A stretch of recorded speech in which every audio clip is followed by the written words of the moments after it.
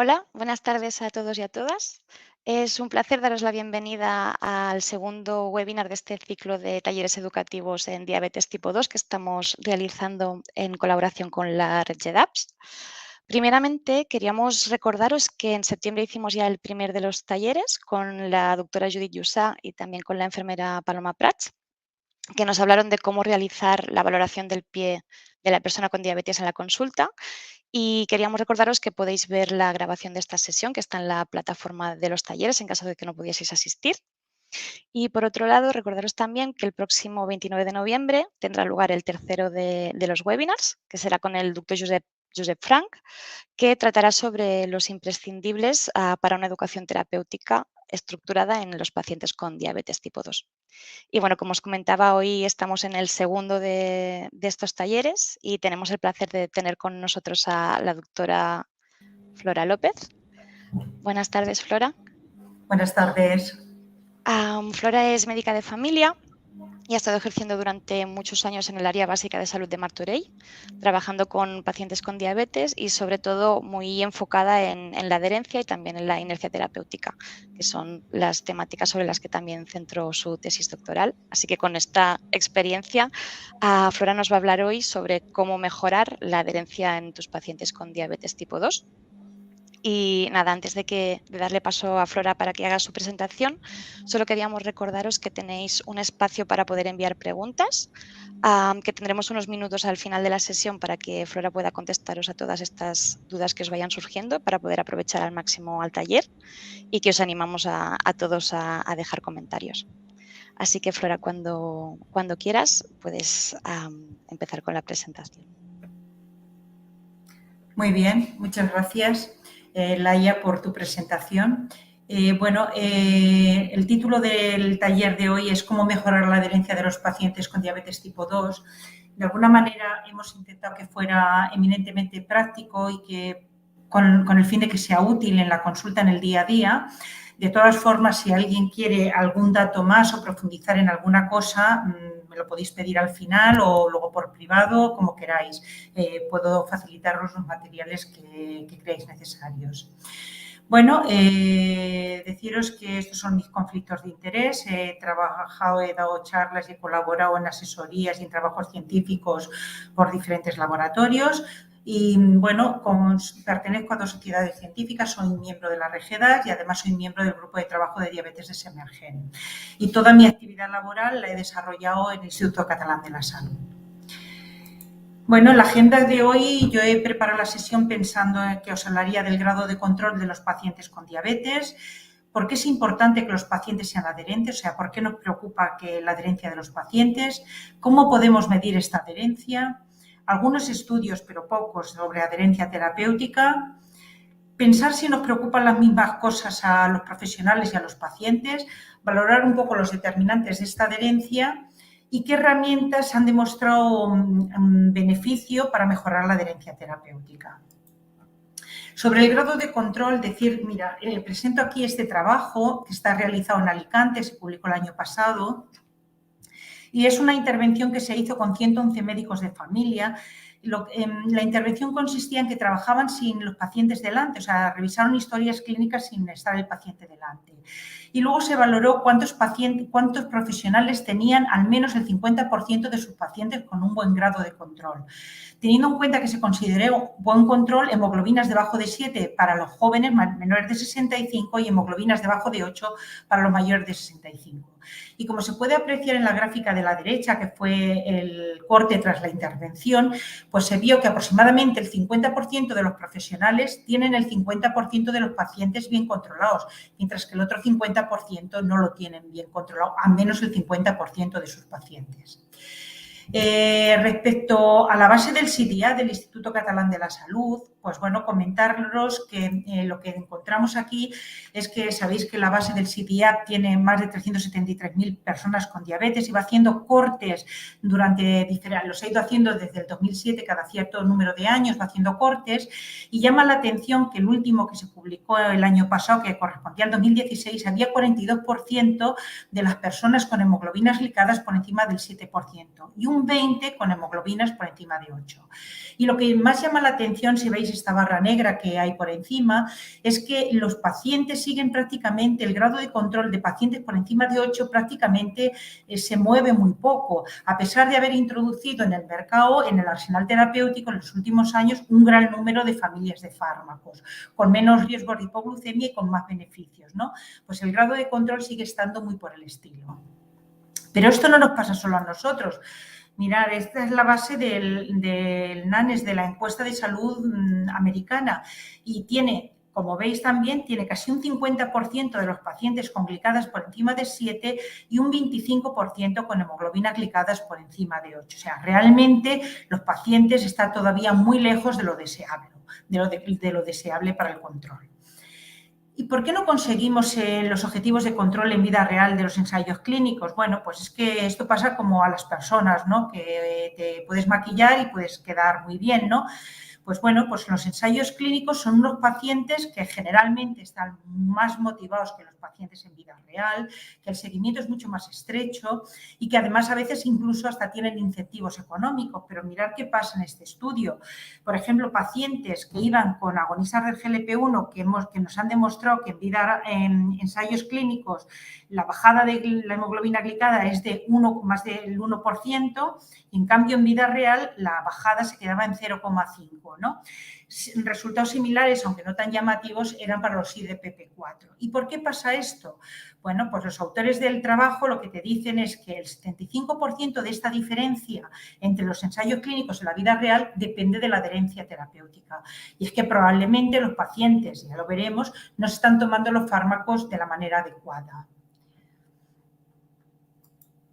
Bueno, el segundo punto es ¿por qué es importante la adherencia de los pacientes? Bueno, pues la adherencia de los pacientes es que, a ver, los medicamentos no funcionan, parece una cosa de perogrullo, pero es que, claro, los medicamentos no funcionan en aquellos pacientes que no se los toman. O sea, si un paciente no se toma el medicamento, prácticamente no va a tener beneficio. O sea, las herramientas que tenemos los profesionales para el control de los pacientes, sobre todo en las patologías crónicas, son la modificación de los estilos de vida y la prescripción de fármacos. Si los pacientes no lo hacen correctamente, pues claro, no encontramos beneficio. Y además, esto se ha demostrado en una revisión que hizo Kunti, que trabaja mucho en adherencia e inercia.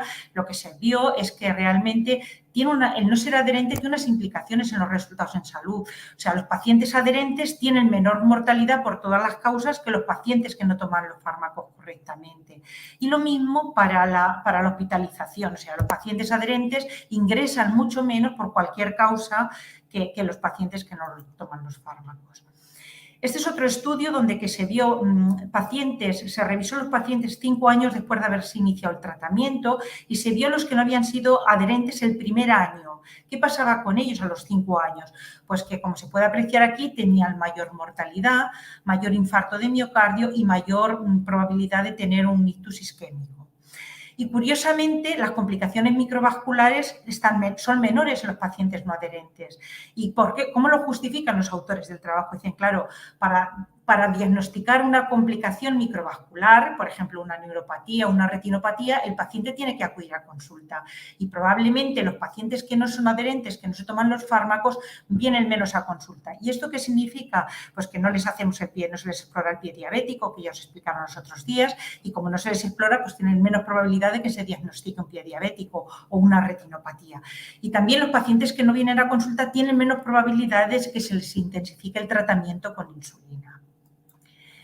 Además, los pacientes no adherentes salen mucho más caros al sistema sanitario, porque es verdad que los pacientes que no se toman los fármacos tienen un menor, en este estudio que estaba hecho en Estados Unidos, 37% menor gasto en farmacia y 7% menor de asistencia en los ambulatorios. Claro, no vienen a consulta, ni gastan en farmacia, ni nos hacen gastar a nosotros, ¿no?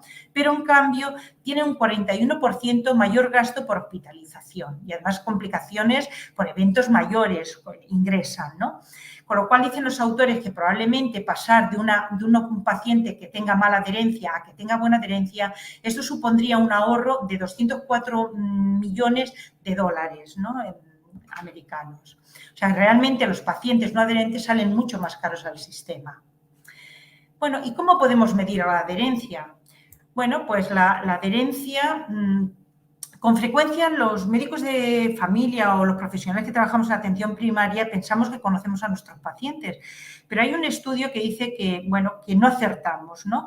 Que no acertamos más que tirar una moneda al aire, o sea, más del azar, ¿no? Que sería la probabilidad de un 50%, ¿no? Porque a veces etiquetamos como pacientes adherentes a los que no lo son o al revés, ¿no? Con lo cual, la adherencia no se puede deducir con precisión, por lo que debe ser medida en nuestro quehacer diario. ¿Y cómo podemos medir la adherencia?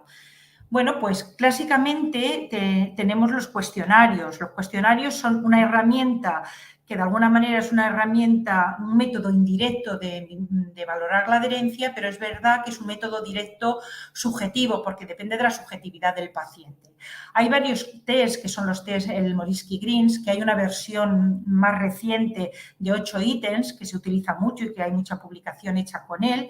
Y luego el Heine-Sake, que a mí me parece que es un test muy, muy sencillo porque le preguntas al paciente de una manera disfrazada, no se le pregunta. Muchas personas tienen dificultades para tomar los fármacos. ¿Tiene usted problemas con tomar los suyos? Y claro, el paciente, si te dice que tiene problemas con tomar sus fármacos, ya lo catalogas directamente como no adherente. Y entonces le puedes preguntar cuántos ha olvidado, cuántos comprimidos, por ejemplo, ha olvidado en el último mes o en la última semana, en un periodo de tiempo corto.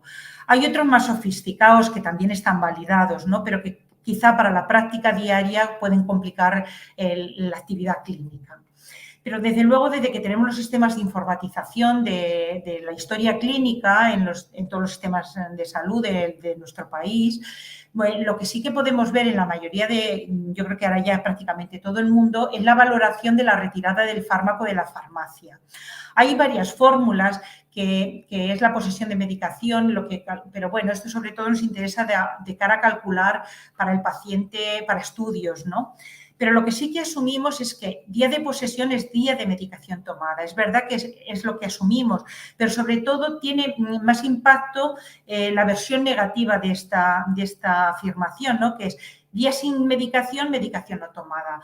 Y os explico. Por ejemplo, imaginaros un paciente que tiene que retirar 14 cajas de simvastatina al año, ¿no? Porque las cajas que son de 28 comprimidos tienen que retirar 14 al año. Bueno, pues ¿qué pasa? Que si tiene el paciente ha retirado 8 o ha retirado 10, ya sabemos que no tiene medicación para tomarla todos los días, ¿no? Con lo cual no ha tomado correctamente sus fármacos. Pero cuando comparamos la concordancia que tiene cuando le preguntamos al paciente si toma los fármacos cuando valoramos la retirada de farmacia, lo que encontramos es que, mirar, este es un estudio hecho en mi centro, en Martorell, con 326 personas con diabetes y vemos que, bueno, cuáles fueron las tasas de adherencia. Los antidiabéticos un 33% no eran adherentes, los antihipertensivos un 26,6%, los hipolipemiantes un 34,2% y el global era 30,3% no eran adherentes, o sea, un 30% de personas no tomaban correctamente los fármacos, ¿vale? Y solo cuando a ellos les pasábamos el test de Heine-Sake, les preguntábamos cómo tomaban los fármacos, solo el 11% reconocieron tener dificultad para tomar los fármacos, cuando nosotros habíamos visto que por retirada de farmacia era de un 30%. O sea, realmente ellos, bueno, tienden a sobrevalorar su adherencia, entre otras cosas porque no quieren molestar al médico, que el médico se moleste o la enfermería, no quieren que se moleste al comentar que no los toman correctamente. ¿Y cómo es el comportamiento de la adherencia? Mirad, esta es una gráfica que siempre ponemos porque cuando hablamos de adherencia, porque yo creo que explica muy bien cómo es el comportamiento. O sea, nosotros al principio, si veis en la barra de la izquierda, hacemos la prescripción. A ver, el paciente recetamos el fármaco y entonces el paciente puede tardar, desde que hacemos la prescripción, puede tardar un tiempo hasta que va a la farmacia y lo consigue. Una vez que lo tiene, el paciente empieza a tomar el fármaco y lo va haciendo de manera más o menos acertada. Pues a veces veis aquí arriba que hay lagunas, que puede dar 2 o 3 comprimidos que no los toma, pero puede llegar un momento que el paciente decida que no tome más el fármaco y hace un abandono del tratamiento, ¿no?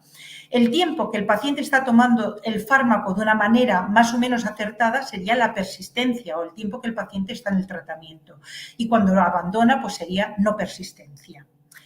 Lo que sí que podemos apreciar en este documento, en lo que vemos en esta, es que consideramos buena adherencia cuando los pacientes toman más del 80% de los fármacos prescritos, ¿no? Pero pensemos si esta cifra está puesta por consenso de diferentes sociedades científicas, ¿no? Entonces, pensemos si esta cifra es correcta. Pensar en, por ejemplo, pacientes que toman antiagregantes, o sea, anticoagulantes orales, que de cada 10 días 2 no lo tomen, ¿no? Eso sería el 80%. Fármacos, pacientes que tomen antirretrovirales o antituberculostáticos. Por lo cual, esta cifra empieza a cuestionarse si es correcta o no es correcta, ¿no? Probablemente empieza a haber ya muchas publicaciones que hablan del 90%. Este esquema también nos sirve para valorar cuál es el tipo de problemas de adherencia que tienen nuestros pacientes. Mirad, cuando nosotros prescribimos el fármaco y el paciente tarda un tiempo determinado, que a veces ya veréis que puede ser largo, hasta ir a la farmacia y empezar a tomar el fármaco, aquí estaremos ante una falta de adherencia intencionada. Y cuando el paciente decide que abandona el tratamiento, también estamos ante una falta de adherencia intencionada. Pero cuando el paciente va tomando el fármaco, pero en cambio hay lagunas porque tiene olvidos o por cualquier interferencia que haga que no se lo pueda tomar de forma correcta, muchas veces aquí estamos hablando de falta de adherencia no intencionada. Y ya veréis que esto va a ser importante porque el abordaje que vamos a tener de una manera o de otra lo vamos a hacer muy diferente si es intencionada o no intencionada. Mirad, aquí os presento el caso de un paciente, no es un paciente mío, pero ahora os explico. José es un paciente que tiene 62 años, es activo laboralmente, no tiene enfermedad cardiovascular ni complicaciones, 6 años de evolución de su diabetes y la última hemoglobina glicada que viene a recoger la analítica es de un 12%, ¿no? Tiene tratamiento con metformina y sitagliptina, un comprimido cada 12 horas, 34 unidades de insulina glargina, atorvastatina, dosazocima y luego toma una asociación triple de antihipertensivos con olmesartana, nalodipino y hidroclorotiazida, ¿vale? Y la pregunta era de un compañero que me dice, a ver, ¿me ayudas con este paciente? ¿Qué hago con él? Está insulinizado ya y tiene una glicada de 12%. ¿Qué pauta de insulina le pongo? ¿Le pongo una bolo basal o le pongo una insulina mixta, ¿no? Y entonces la gente que trabajáis, no sé si hay mucha gente del Instituto Catalán de la Salud, pero como aquí hay una cruz blanca, que yo, bueno, era una cosa que siempre le decía cuando tenía residente, siempre decía, mira, siempre cuando teníamos al paciente delante un poco para no impactar mucho, le decía, mira la cruz blanca, ¿no? Entonces, aquí abajo nos sale cómo es la retirada de farmacia. Y sorpresa en este paciente, mirad, la insulina ha retirado 2 envases en un año.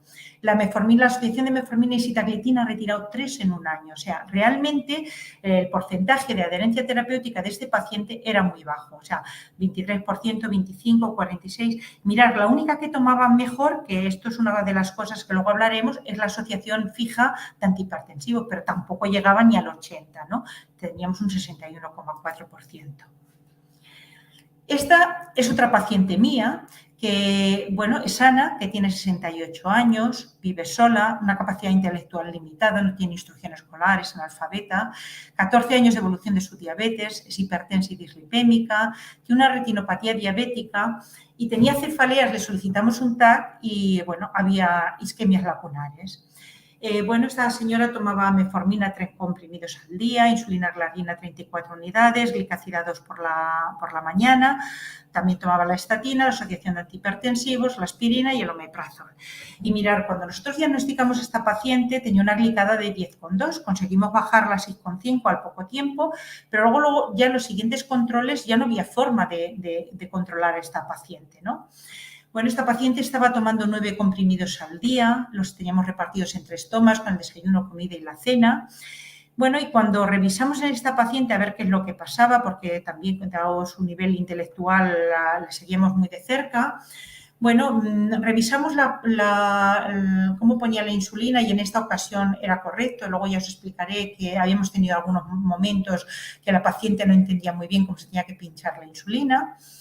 Bueno, y cuando miramos la retirada de farmacia, pues bueno, veíamos que la metformina había retirado un 54,8% de las dosis, glicacida 65%, la doble terapia de antihipertensivos 76%, estatina 69%, o sea, todos los fármacos los tomaba muy por debajo de las dosis recomendadas, o sea, ninguno llegaba al 80%.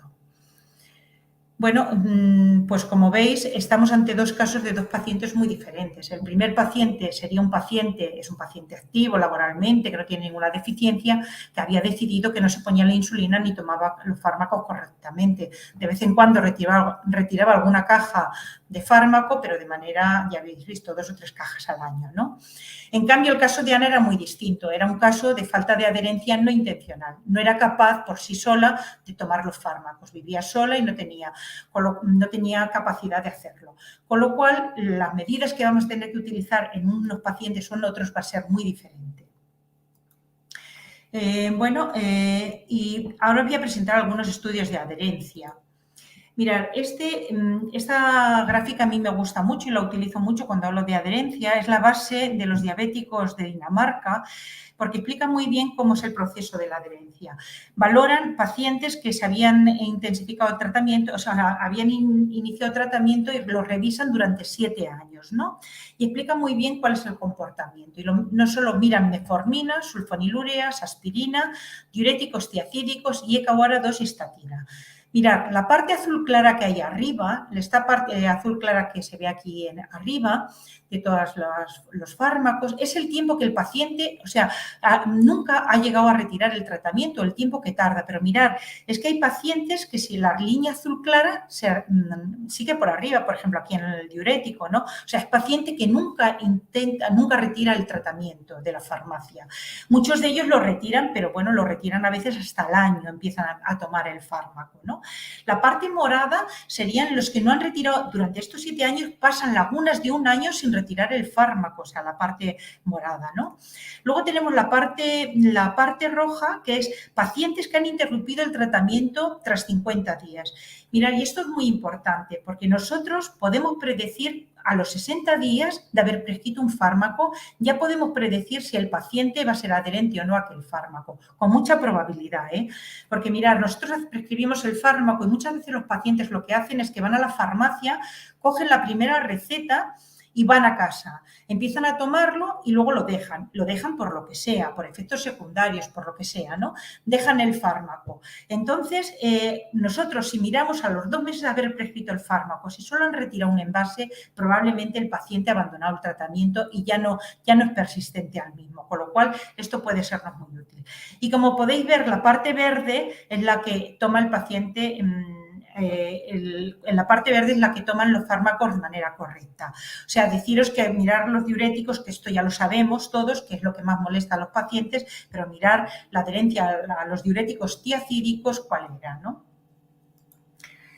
Este es otro estudio hecho aquí con la base de datos del CDAP por Bogdan Blacho, que es un compañero que trabaja con el grupo del CDAP, y lo que hacen es valora durante 7 años, hace un seguimiento de 24 menos pacientes que han iniciado, pacientes que estaban con metformina, que fueron 75.808 pacientes diabéticos con diabetes, con metformina y que inician el segundo fármaco y valoran la adherencia. Pues bueno, ya vemos que tiene una mala adherencia a las sulfonilureas, un 57%, o sea, esto es en nuestro entorno, nuestros pacientes.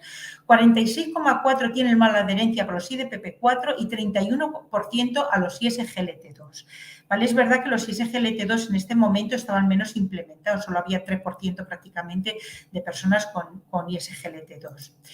Y además, ¿qué vemos? Que además la persistencia también es muy diferente, o sea, el fármaco, la familia de fármacos que los pacientes seguían tomando con más probabilidad eran los IDPP4 y los que menos las sulfonilureas. Probablemente habían abandonado bien por hipoglucemias, bien por aumento de peso, no lo sabemos, pero realmente la persistencia era menor en estos pacientes.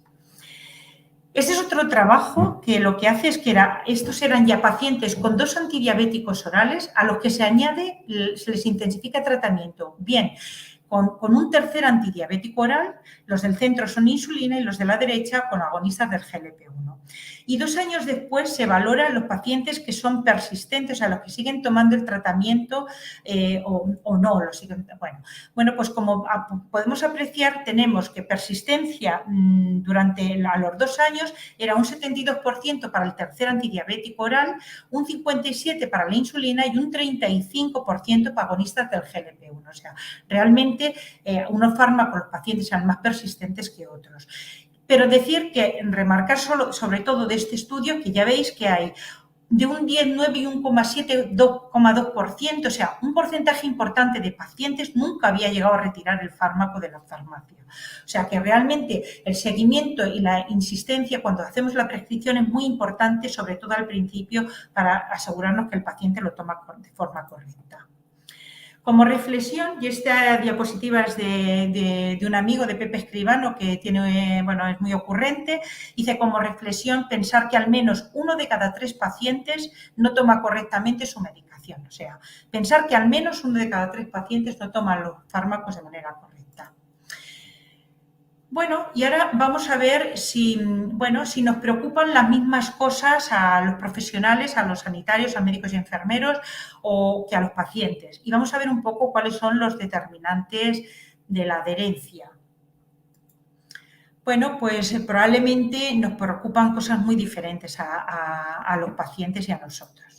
Mirad, aquí os presento el caso, era una paciente de mi consulta, no tiene que ver con diabetes, pero yo creo que refleja muy bien que a veces o nos ponemos en la piel de los pacientes o no vamos bien. Mirad, era una mujer marroquí de 37 años que está casada con 2 hijos, trabajaba en una empresa de integración social, su esposo estaba en paro y estaba diagnosticada de una neo de tiroides y tenía una depresión reactiva porque había tenido un accidente de tráfico. En estos momentos la paciente estaba de baja laboral, ¿no? Me llamó la atención cuando vino a la consulta, una de las veces que vino, cuando revisé la medicación, me llamó la atención que tomaba Eutirox, tomaba 200 microgramos y de venlafaxina 225. La llevaba endocrino por un lado y psiquiatría por otro, ¿no? Y entonces, me llamó la atención estas dosis. Es verdad que era una paciente que tenía tiroidectomía total por una neo de tiroides, pero claro, en una mujer 200 microgramos, me lo vi raro, ¿no? Pues cuando revisé la retirada de farmacia, yo siempre lo primero que miro es retirada de farmacia. Bueno, sorpresa, lo único que había retirado 12 envases al año fue el anticonceptivo oral. El resto de los fármacos no los retiraba. O sea, probablemente esta paciente, su única preocupación en esta situación social que ella tenía era no quedarse embarazada. Y si tenía algo de dinero era para comprar el anticonceptivo. Y pasaba olímpicamente de tomarse la hormona tiroidea y de tomar el antidepresivo. Claro, como no estaba bien anímicamente, pues el psiquiatra cada vez le iba subiendo la medicación. El endocrino veía analíticas que no eran correctas y seguía subiendo la hormona tiroidea, ¿no? En estos momentos la paciente está con 150 de Eutirox en vez de 200, ¿no? Cuando ahora toma los fármacos de manera correcta. O sea, solo es para decir, para de alguna manera demostrar que nuestras preocupaciones no son las de los pacientes, ¿no? Y a veces tenemos que estrechar los vínculos con ellos para saber realmente qué es lo que les está preocupando. Bueno, como no os veo, no os puedo hacer esta pregunta interaccional, pero bueno, luego si queréis lo hablamos. Yo siempre lanzo la pregunta, ¿quién piensa que es fácil ser adherente, ¿no? Bueno, y lo que aquí vemos es que un paciente al que le diagnosticamos diabetes, realmente a partir de ese momento se le complica mucho toda su vida. Y ya veréis por qué. A nosotros no nos parece que sea así porque estamos dispuestos a ayudarles, pero es verdad que para ellos a partir de ese momento tienen que hacer modificaciones en los estilos de vida. Si fuman tienen que dejar de fumar, tienen que tomar una medicación y además no solo para medicación hipoglucemiante, sino antihipertensiva para la dislipemia. Tienen que empezar a hacer autocontroles, autocuidados, tienen que empezar a cuidarse todo, mirarse los pies, la glucemia y luego tienen que hacer una serie de controles médicos. Mirad, esta es una adaptación de una diapositiva que a mí me parece muy curiosa, ¿no? Que es de Steiner, pero que hace las veces que los comportamientos tienen que llevarlos a cabo en un año, los pacientes en un paciente hipotético, ¿no? Por ejemplo, un paciente, y esto lo dicen mucho las personas con diabetes tipo 1, porque te dicen que ellos cada vez que van a comer tienen que pensar que son diabéticos y tienen que hacer un cálculo de las calorías que ingieren para adaptar la insulina, ¿no? Pues esto, una persona que tiene diabetes o que una persona con diabetes, pues tiene que hacer la valoración de la dieta baja en sodio, calcular las grasas saturadas, el cálculo de las calorías ingeridas, y esto lo tiene que hacer en cada comida, con lo cual este comportamiento se repite muchas veces al año. Nosotros también les decimos que hagan ejercicio, 50 y les decimos, por ejemplo, hagan 150 minutos de ejercicio moderado a la semana, en 3 o 4 sesiones repartidas. Bueno, pues esto por 52 semanas, pues esto son muchas veces que hay que hacerlo. La retirada del fármaco de farmacia, por ejemplo. Aquí vemos que, bueno, los pacientes con diabetes pues toman por lo menos suelen tomar 2 antihipertensivos, 2 hipoglucemiantes, un hipolipemiante, con lo cual tienen que ir varias veces a la farmacia. Y luego hablaremos de este tema porque, por ejemplo, aquí muchas veces pasa, no, la estatina no me toca hasta dentro de 4 días, tengo que volver a por ella, a por la estatina. A veces se pueden acordar, a veces no, ¿no? Luego tienen que tomar los fármacos en cada comida, 2 o 3, una dosis o 2 al día de todos ellos, ¿no? Tienen que hacer autocontrol de la glucemia, autocontrol del peso, tienen que hacer de la presión arterial, ¿no? Tienen que ir, a ir haciendo todos sus controles y además tienen que hacer controles 3 o 4 visitas al año con enfermería, 2 con el médico, 2 analíticas de control, retinografías, vacunas y demás, ¿no? O sea, realmente no lo tienen fácil. Cuando hablamos de las barreras que tienen clásicamente, los determinantes son las barreras para la adherencia, siempre se ponen en tres patas, por decirlo de alguna manera, las barreras del paciente, las del profesional y las del sistema sanitario. Este estudio, que está publicado hace unos meses, eran las barreras para la adherencia desde la perspectiva del paciente y del médico, y eran pacientes con diabetes y enfermedad cardiovascular. Los pacientes que dicen que tienen falta de conocimiento sobre su enfermedad, sobre las complicaciones y el tratamiento, que tienen olvidos para tomar los fármacos por agendas apretadas, que esto sonará a todos de las consultas, conceptos erróneos sobre los medicamentos, muchos de ellos recurren a medicinas alternativas, otros se sienten culpables porque fuman o beben y no toman los fármacos, aparición de los efectos secundarios y en vez de decirnos a nosotros suspenden el tratamiento, estrés personal o laboral, que ya lo sabemos, y a veces también una estigmatización por parte de familiares o amigos del diagnóstico de la enfermedad, con lo cual a veces lo ocultan, ¿no? Y luego las barreras del profesional, pues es que, bueno, pueden tener, los profesionales dicen que no tienen, que a veces les falta apoyo familiar y social, falta de comunicación, y por lo que no son adherentes, ¿no? No se les comunica bien la importancia de tomar los fármacos correctamente, y a veces la actitud del médico, que no tiene empatía o buena comunicación y atención a los pacientes. Pero no hemos de olvidarnos que también hay unas barreras del sistema sanitario, ¿no? El sistema sanitario, y además el estudio era de fuera, pero yo creo que totalmente lo podemos transportar a nuestro entorno. Asequibilidad. Por ejemplo, los pacientes, a veces las visitas les coinciden con horas de trabajo, en horarios laborales, con lo cual no tienen facilidad para salir de las empresas, ¿no? El coste de los desplazamientos para acudir, lo que hace que muchos de ellos, por ejemplo, acudan a sistemas privados a la tarde, y esto lo vemos en nuestras consultas. La accesibilidad, distancia al centro de atención donde se presta la atención y, desde luego, listas de espera. Y en estos momentos la sobrecarga de los centros de atención primaria. Solo para recalcar más es que, bueno, lo que os decía, que la no adherencia puede parecer absolutamente irracional desde la perspectiva del médico, del clínico, pero que es totalmente comprensible desde la perspectiva del paciente, ¿no? Por ejemplo, en momentos de crisis vemos que a veces los abuelos intentan ayudar a los hijos económicamente y dejan de tomar la medicación, ¿no? A veces o no toman todas, se van, de alguna manera, van dispersando las dosis, ¿no? Cuando les preguntamos a los médicos y a los pacientes sobre cuál es el motivo de no conseguir los objetivos de control, los profesionales piensan con más frecuencia que es porque no hacen bien la dieta y el ejercicio y porque no tienen la suficiente formación. En cambio, los pacientes piensan que tienen dificultades para hacer plenamente la dieta, seguirla al 100% o hacer el ejercicio tal cual se les ha prescrito, y desde luego porque tienen también otras comorbilidades o patologías crónicas que impiden que hagan las cosas bien hechas. Y también hay unos determinantes del profesional, y es que los profesionales no hemos integrado la falta de la adherencia como una causa importante del fracaso terapéutico. ¿Y qué hacemos cuando, si no nos planteamos la adherencia como un fracaso de por qué no conseguimos el objetivo de control? Pues pedimos pruebas o intensificamos los tratamientos cuando no es preciso.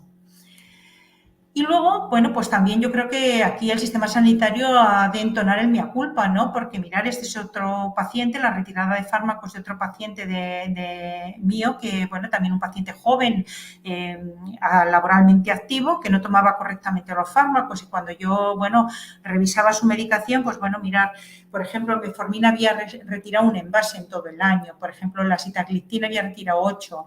Bueno, aspirina era un paciente que tenía una arteriopatía periférica, un 57% de las dosis prescritas. Pero mirar, lo que más me llamaba la atención es que cuando el lisinopril o la simvastatina, por ejemplo, del lisinopril había retirado 9 envases y le habían dado 5 marcas diferentes de lisinopril. Y la simvastatina había retirado 6 envases y eran 6 marcas diferentes. Claro, esto en un paciente joven todavía más o menos puede entender que saben lo que significa el tema de los genéricos, pero un paciente mayor puede prestarse a confusión y ante la duda deja de tomar los fármacos. Con lo cual yo creo que este es otro tema que también hemos de plantearnos. Y ahora ya el último punto es qué herramientas tenemos para mejorar la adherencia terapéutica. Bueno, pues mirar, el tema de la adherencia realmente ha cobrado mucha importancia para todos los organismos internacionales, de forma que hace unos años la Comisión Europea hizo un estudio de adherencia que dio lugar, bueno, hizo un proyecto sobre adherencia terapéutica. Y entonces, bueno, de alguna manera el objetivo era mejorar la adherencia de las personas, de todos los pacientes crónicos, ¿no? Dio lugar a diferentes publicaciones analizando cuáles eran los retos que los pacientes tenían para tomar los fármacos, ¿no? Y en el consenso recomienda que se ha de priorizar la valoración de la adherencia terapéutica, sobre todo en aquellos pacientes en los que se inicia un fármaco nuevo, cuando se realiza un cambio en el tratamiento o en la frecuencia de la dosis, cuando se prescriben varios fármacos a la vez, cuando no se consiguen los objetivos de control acordados, cuando aparecen los efectos secundarios de los fármacos o para anticiparnos a ellos, y cuando el paciente solicita ayuda con los medicamentos y, sobre todo, tras una alta hospitalaria, que es lo que nosotros llamamos la conciliación terapéutica. Estos serían los momentos más importantes para mirarlo. Bueno, aquí presento 2 diapositivas, que era la guía de la RGDAS, se publicó en el 2016 y se ha vuelto a hacer ahora en el 2021, y se me encargó en las 2 ocasiones valorar qué métodos eran más efectivos para mejorar la adherencia terapéutica en personas con diabetes con grado de recomendación. En esta segunda ocasión lo hicimos junto con Annie Urbine, que muchos de vosotros seguro que la conocéis, ¿no? No voy a insistir aquí, no voy a deciros al detalle, ahora iré describiendo, pero la podéis encontrar en la página web de la RGDAPS. Bueno, deciros que sobre todo, ¿qué se nos recomienda? Simplificación de los tratamientos con grado de recomendación A. A ver, hemos de ser, cuando prescribimos fármacos y ponemos sobre todo pacientes crónicos, se los tomen el menor número de veces posible al día. Si es posible, una vez al día, que decida él cuándo lo quiere tomar, por la mañana, a la noche, pero todo junto y una sola vez al día. Es verdad que hay fármacos que tienen que ser cada 12 horas, pues entonces desayuno y cena, pero desde luego intentemos evitar sobre todo los fármacos que son cada 8 horas. Por ejemplo, la repaglinida, cuando miramos estudios de adherencia, la adherencia de la repaglinida es muy baja porque la tienen que tomar justo antes de cada comida. Otra cosa que podemos hacer para simplificar el tratamiento, ya lo hemos visto, asociar fármacos a dosis fija. Dentro de que los pacientes a veces no lo toman correctamente, el que mejor toman es la asociación de antihipertensivos con 2 o 3 fármacos en el mismo comprimido, ¿no? Esto realmente es muy importante. Cambiar los hábitos y rutinas. Hemos de hacer que los pacientes tomen los fármacos, que los acoplen en su día a día a la mejor manera que ellos les vaya, que lo decidan ellos, ¿no? Por ejemplo, que lo relacionen con las ingestas, con la higiene. Yo siempre recomiendo que lo tomen, por ejemplo, ya veis aquí que este estudio lo que demostraba de alguna manera es que se olvidaban menos comprimidos cuando los pacientes tomaban los comprimidos por la mañana, y desde luego hay mayor probabilidad de que se olviden los fines de semana. ¿Yo qué recomiendo siempre? El pastillero o la medicación en el mármol de la cocina y que a la hora de preparar el desayuno pues se lo tomen correctamente. Si tienen que tomar algo por la noche, pues en la mesita de noche para no olvidarse, o también en la cocina cerca cuando vayan a cenar que lo recuerden, ¿no? Por ejemplo, POSIT en el cristal del cuarto de baño, o a otros lo relacionan, por ejemplo, con lavarse los dientes, o sea, pero que sea él el que decida en qué momento lo toma. Por ejemplo, los fines de semana se olvidan con mucha más facilidad. Por ejemplo, si marchan, que tengan segundas residencias, pues tener también comprimidos en el otro sitio, ¿no? Para que no, el pastillero. Ya veréis que vamos a intentar también pedir apoyo de las familias. Pues esto todo el mundo tiene que ayudar para no olvidar los comprimidos el fin de semana. Educación y asesoramiento. Ya sabemos que cuando el paciente, y esto es lo que más ha demostrado, más evidencia ha demostrado con un grado de recomendación A. O sea, el paciente cuando sale de la consulta tiene que tener muy claro cuál es su enfermedad, la evolución de forma clara, o sea, no tenemos que ocultarle nada. Cuando al paciente hacemos el diagnóstico de diabetes, le hemos de decir que es una enfermedad crónica y que además que es para toda la vida, que además es evolutiva, que a pesar que va a sufrir complicaciones y que además la norma va a ser añadir fármacos, aunque que muchas veces lo que sí que puede hacer cuando él colabora y hace las cosas bien y nosotros con fármacos que ahora han demostrado beneficio, vamos a poder atrasar la aparición de esas complicaciones, pero que desde luego es una enfermedad evolutiva, ¿no? Y el paciente lo tiene que saber desde el principio. Hemos de explicar por qué, para qué y cuándo tomar la medicación. Nos hemos de adelantar a los efectos adversos. Le hemos de explicar, cuando tomen la metformina, les tenemos que decir que, por ejemplo, cuando prescribimos metformina, que es el fármaco que primero recomiendan todas las guías para que tratan a las personas con diabetes, pero que desde luego que hay un porcentaje importante de pacientes en los que tiene efectos secundarios. Y le hemos de explicar cuáles son esos efectos secundarios y decirle que es probable que cuando vayamos pasando días la tolere mucho mejor y desde luego que tenemos que intentar conseguir aumentar la dosis hasta conseguirla por lo menos 2 comprimidos al día, que es lo que se recomienda, ¿no? Hemos de entregar información escrita y comprobar que ha entendido correctamente la información. Luego también tenemos, mirar información al alta hospitalaria. A mí es un estudio que me gustó mucho, era un paciente que salían al alta, antes de salir del hospital, era un ensayo clínico y a los pacientes de intervención les dedicaban media hora a explicarles los fármacos que se tomaban y cómo los tenían que tomar, los efectos secundarios de los mismos y la importancia de la adherencia terapéutica. Al mes volvieron al centro y cuando vieron, o sea, los pacientes que habían estado con el grupo de intervención, que se les había explicado esa media hora antes de la alta hospitalaria toda la medicación, esos pacientes ingresaron mucho menos y eran mucho más adherentes y habían tenido menos complicaciones. La entrevista motivacional es muy importante. Aquí tenemos esto viene de un ensayo clínico hecho en centros de salud de la provincia de Jaén, donde realmente se hizo entrevistas motivacionales a los pacientes, sobre todo los pacientes más jóvenes son los que más se benefician de la entrevista motivacional. Bueno, pacientes que están en tratamiento con insulina y hay que intensificar el tratamiento, pues tienen mejor adherencia intensificar con un agonista GLP-1 que poner bolos de insulina rápida. Desde luego, las intervenciones multicomponentes adaptadas, o sea, pacientes, por ejemplo, multicomponentes y multiprofesional, o sea, este estudio lo habían hecho farmacéuticos, ¿no? Donde realmente lo que demostraron es que cuando se asocian alarmas, llamadas telefónicas, pastilleros y demás, los pacientes eran mucho más adherentes, ¿no? Y desde luego el impacto de las nuevas tecnologías. Sabemos que todo el mundo ahora tiene un móvil para poner alertas, que tiene incluso pacientes mayores, aunque sea un teléfono de los antiguos, también pueden ponerse las alertas. Las intervenciones conductuales educativas en personas mayores. Es una revisión de la Cochrane que realmente ha demostrado beneficio. La sincronización de la retirada de farmacia, es lo que os explicaba. Cuando hemos visto que los pacientes tienen disponibilidad, por ejemplo, en Estados Unidos pueden pedir la medicación para 3 meses por correo. Bueno, pues cuando los pacientes disponen de más tiempo de la medicación en casa para más tiempo, son mucho más adherentes. Esto de tener que ir, hoy no me toca la estatina, hoy no me toca la aspirina, me la dan la semana que viene, esto realmente dificulta mucho la adherencia terapéutica. Y desde luego también, esto es un estudio de aquí de abajo, de entregar información escrita a los más jóvenes, es un ensayo clínico hecho con pacientes en Portugal, en muchos centros de salud, donde realmente vieron que los pacientes que más se beneficiaban de la información escrita eran aquellos pacientes, los más jóvenes y con menos años de evolución de la diabetes. Estrategias para el profesional es formarse en técnicas de comunicación, negociación y entrevista motivacional para valorar la adherencia y hacer planes terapéuticos realistas. También dedicar más tiempo a la consulta y sobre todo al inicio de los tratamientos y hacerle ver al paciente sopesar los beneficios entre el beneficio y el riesgo de los fármacos y pactar con ellos sobre qué están dispuestos a hacer de estilos de vida, modificaciones y de fármacos. 2 ideas para la adherencia, para mejorar la adherencia. La intencionada, ya hemos visto, fundamental, cómo se prescribe y pautas sencillas. Explicar el porqué de los tratamientos y implicar al paciente con las decisiones compartidas. Y, desde luego, ponernos en el lugar del paciente.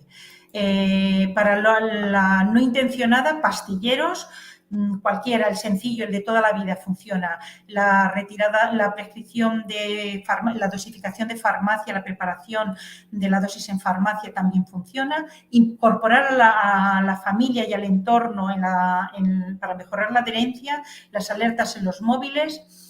Y bueno, también hay aplicaciones, apps para mejorar la adherencia. Estos son una revisión que han hecho el año pasado un grupo de Canarias, donde realmente han revisado todas las aplicaciones que hay y recomiendan estas 3. La de Medisafe es la que reúne más condiciones para mejorar la adherencia.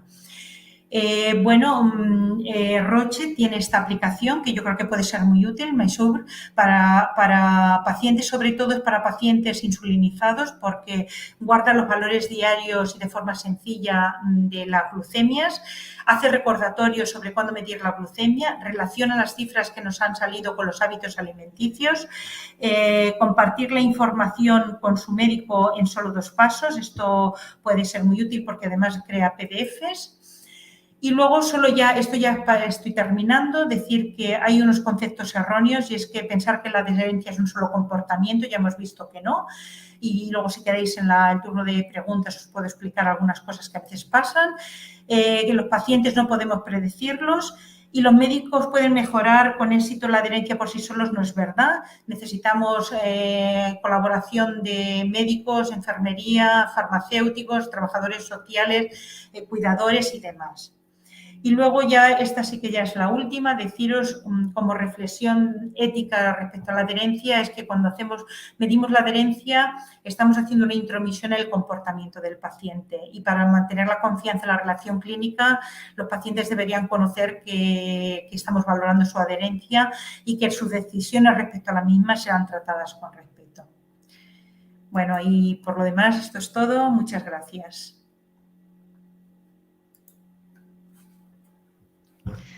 Muchas gracias, Flora.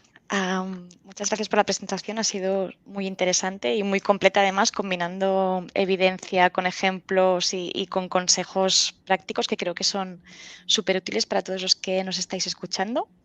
Y bueno, ahora en estos 10 minutos que nos quedan de sesión, sí que hay algún comentario que ha ido apareciendo en el chat que quería trasladarte. Primero nos ha hablado Teresa, que habla desde Zaragoza, según lo que nos ha dicho, compartiendo un poco su experiencia personal. Comenta que ya lleva tratamiento de hipertensión. Yo creo que debe haber comentado cuando has lanzado la pregunta, ¿no?, de si es fácil o no ser adherente. Pues ella comenta que lleva un tratamiento de hipertensión y que es difícil llevar una buena adherencia, ¿no? Sobre todo si los primeros meses, que después lo interiorizas y ya ni lo piensas. Y justamente nos comenta una casuística, ¿no?, que es que debes llevarte la medicación cuando te vas de casa, de viaje, etcétera. Entonces, a lo mejor, ¿qué consejos acostumbras a dar tú a tus pacientes para estas situaciones un poco especiales, ¿no?, de fuera de rutina? Mira, no es fácil ser adherente, ¿no? A ver, por ejemplo, los pacientes, la medicación, yo recomiendo el pastillero, fíjate, es una cosa, a ver, y la gente más joven, en mi casa, bueno, pues a veces el pastillero está, mi marido es un paciente crónico y toma medicación y tiene un pastillero, porque además detectas, ostras, creías que me lo había tomado, no me la he tomado, ¿no? Por ejemplo, sobre todo, a veces las de la noche, ¿no? Y los fines de semana, si sales a cenar o sales ¿no? O si marchas. A ver, yo creo que esto a mí el pastillero me gusta mucho, yo creo que es y no hace falta que sea sofisticado, o sea, es una cosa sencilla, ¿no? Y de alguna manera esto ayuda mucho, desde luego implicar a la familia, ¿no? Porque estar pendiente todo el mundo, si viajas, llevas las pastillas y si no, pues bueno, yo cojo el pastillero y el primero va a mi bolso, ¿no? Y lo llevo yo siempre conmigo y así sé que no se queda, ¿no? En las segundas residencias tener medicación, pero desde luego no es fácil, ¿eh? No es fácil porque se olvida con facilidad. Hoy, por ejemplo, nosotros hemos ido a piscina esta mañana y bueno, cuando hemos vuelto, ostras, están aquí las pastillas, ¿no? A las 12 del mediodía, ¿no? Bueno, pues que esto pasa. Entonces, la única forma, pues eso, ¿no? Que si lo tienes a mano, lo tienes siempre cerca, es más fácil de ver. Vale, perfecto, muchas gracias. Y ahora que comentabas también, por ejemplo, ¿no? Hablas de gente joven. Sí. Justamente María nos preguntaba si hay algún grupo de edad con mayor tendencia a no ser adherente, ¿no? O a no ser cumplidor. ¿Existen Claro, mira, tendencias? por ejemplo, a ver, clásicamente los pacientes, o sea, el paciente crónico polimedicado suele ser más adherente, que además son los que tenemos mejor controlados y además que son los que toman bien los fármacos, ¿no? Suelen ser más adherentes. Un paciente que toma 6 comprimidos, le añades el séptimo y casi que le da igual, se lo toma, ¿no? Pero, por ejemplo, un paciente joven con vida laboral activa, que además no se quiere sentir, bueno, quiere seguir con su vida, con su día a día, que no quiere sentirse que es un paciente, que es un enfermo, que no, o que tiene un factor de riesgo, pues la hipertensión, estos pacientes cuesta mucho más incorporarles la pastilla. La primera, la segunda también cuesta, ¿no? O sea, no quieren sentir, los pacientes más jóvenes normalmente son los menos adherentes, ¿no? Los que tienen más olvidos, por ejemplo, también por la estigmatización, ¿no? Hombre, como voy a ir con mis amigos a pasar un fin de semana y voy a sacar el pastillero, ¿no? O sea, aquello que, bueno, pues esto, los pacientes más jóvenes son los que clásicamente tienen menos adherencia. Luego, por ejemplo, otro tema es que el nivel cultural, que a veces pensamos, este estudio que nosotros hicimos en Martorell, los pacientes con nivel cultural más bajo, claro, confían, tienen fe ciega en su médico y de alguna manera se lo toman. Y en cambio la gente con un nivel cultural a veces más alto que pensaríamos son los que mejor se toman la medicación, pues bueno, pues consultan segundas opiniones, bueno, pues van a cosas alternativas y a veces esta gente cuestiona en internet o consulta en internet, son los que menos toman los fármacos, ¿no? O sea que a veces, bueno, pero por eso como no podemos predecirlo, tenemos que mirarlo siempre. Sí, a lo mejor hay más tendencia a dudar, ¿no? En estos Sí. grupos. Perfecto, pues también tenemos otra pregunta de Milagros que nos pregunta cuál sería el primer paso a dar en la consulta cuando detectamos un paciente que es no adherente, ¿no? Entonces, sí que has comentado, yo creo, muchas recomendaciones con diferentes grados de evidencia, pero a lo mejor son muchos frentes a abordar, ¿no? A lo mejor la pregunta es cuál sería... Sí, a ver, esto la Organización Mundial de la Salud y demás, y además la NICE tiene también una guía de adherencia terapéutica y, bueno, sobre todo se ha de hacer con mucha delicadeza. O sea, no podemos juzgar el comportamiento del paciente cuando detectamos. A ver, lo primero, como médicos, cuando estamos en la consulta y un paciente no está en objetivo de control, lo primero que tenemos que hacer es revisar adherencia. Lo primero, antes de intensificar el tratamiento. O sea, nosotros estamos viendo un paciente que viene a recoger una analítica y vemos que, bueno, pues o las cifras de tensión que no son las correctas, ¿no? O la glicada es muy alta. ¿Qué pasa? Miremos la adherencia terapéutica. Lo primero, si el paciente toma correctamente sus fármacos, nos toca intensificar el tratamiento. Y si no lo hacemos, ya es inercia, ¿no? Que sería la otra pata, ¿no? Del mal control. Pero, bueno, paciente que detectamos que no se toma sus fármacos correctamente, entonces hemos de hablar con él. Por ejemplo, a veces es que te dicen, por ejemplo, gente que trabaja a turno, el paciente este que llevaba las 6 marcas diferentes de estatina, por ejemplo, ese señor trabajaba a turno y tenía fármacos y además un cambio de turno semanal y tenía fármacos cada 8 horas. Pero es que a veces cuando iba de turno de noche hacía 2 comidas, ¿no? Claro, esto es nuestro trabajo, poner los fármacos sencillos. Pero una vez que detectamos es hablar con ellos de la manera más delicada posible. Es decir, bueno, ¿qué es lo que te pasa? ¿Hay algún problema? Yo creo que no estás tomando bien los fármacos porque yo veo aquí que retiras menos de lo que tocarían. Bueno, pues a veces también son problemas económicos, pues lo que podríamos decir con esta mujer del cáncer de tiroides, ¿no? O sea, yo creo que y lo hemos de hacer de una manera muy delicada, ¿no? Y muchas veces ellos ya se confiesan y explican pues lo que les pasa o no quiero tomarlo. O, por por ejemplo, los diuréticos, es que les incapacita, ¿no? Es que si voy a caminar con los amigos o lo que sea, no me puedo tomar el diurético porque no aguanto, ¿no? Bueno, pues esto hemos de tratarlo en la consulta, ¿no? Y abordarlo de una manera lo más delicada posible. Claro, claro. Y ahora comentábamos, ¿no? Como recomendaciones para pacientes que no son adherentes, pero también cuando te encuentras en consulta con un paciente que ya está polimedicado y al que tienes que prescribirle, ¿no? ¿Qué recomendación darías en este caso para una nueva prescripción? Claro, a ver, a la hora de prescribir, ya lo hemos dicho, pautas sencillas, o sea, si puede ser que se tomen fármacos que se tomen una sola vez al día. Si no, ya lo he dicho, por la mañana y por la noche. Si no, asociación de fármacos a dosis fija. O sea, ahora tenemos muchos fármacos y asociados, ¿no? Cada vez más. Bueno, y sobre todo hablar con el paciente, porque además a veces te sorprenden, ¿no? Los pacientes, yo me acuerdo de un caso de cuando tenía que intensificar insulina a una paciente, todavía no teníamos otro tipo de fármacos, esto fue hace unos años, y yo que era una señora mayor y yo pensé, bueno, pues quizá una insulina mixta será la más adecuada, ¿no? Y cuando yo le expliqué las ventajas e inconvenientes de una bolo basal y una insulina mixta, dije, hombre, con la mixta tú tienes que comer a unas horas fijas siempre, ¿no? Porque ponértela y comer a unas horas fijas. En cambio, con la bolo tú puedes, bueno, me dice la señora, una señora de casi 80 años, pues mira, yo tengo huerto y yo me voy al huerto y yo quiero no estar pendiente de un horario. O sea, a veces cosas tan simples como que ellos te expliquen cuándo les va mejor es muy importante, ¿no? Para que tomen sus fármacos de manera correcta. Sí, al final poder adaptar, ¿no? Y personalizar Sí. a cada uno de ellos. Y desde luego lo Perfecto. del pastillero, yo soy una enamorada del pastillero, porque además encima implica también, puedes implicar a la familia, ¿no? A los hijos, y a veces también se sienten útiles y pueden hacerles el pastillero para la semana. Incluso yo tengo abuelos, ¿no? Entonces nosotros a veces hasta para podernos marchar hemos hecho en vacaciones hasta 2 pastilleros para 2 semanas, ¿no? Claro. Realmente, y esto, bueno, es práctico, detecta si ha habido algún olvido, si ha pasado alguna cosa. Bueno, todavía hay gente que está más o menos. Y luego, por ejemplo, el caso de Ana, de la otra paciente, tuvimos que recurrir a enfermería. O sea, era una paciente que tuvo que venir al final para preparar el pastillero a enfermería cada viernes en el centro nuestro, en el ambulatorio, ¿no? Porque la paciente no era capaz de prepararlo. Pero es que no pudimos ni entendía la preparación que le hacían en la farmacia. O sea, lo intentamos también, ¿no?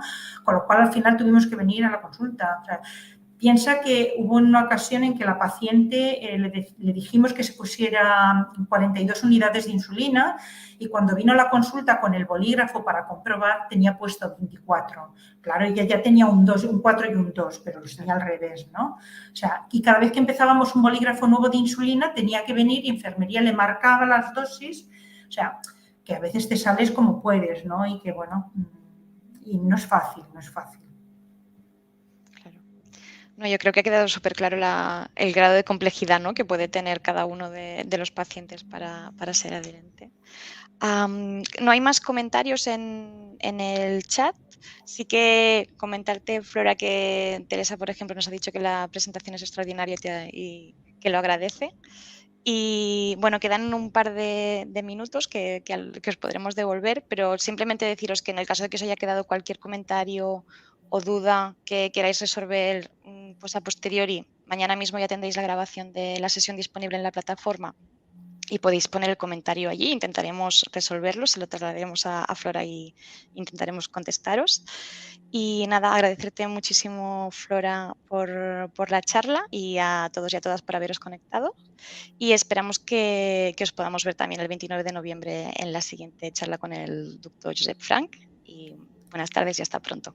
Muchas gracias a vosotros también, ¿eh? Un abrazo. Gracias. Hasta luego.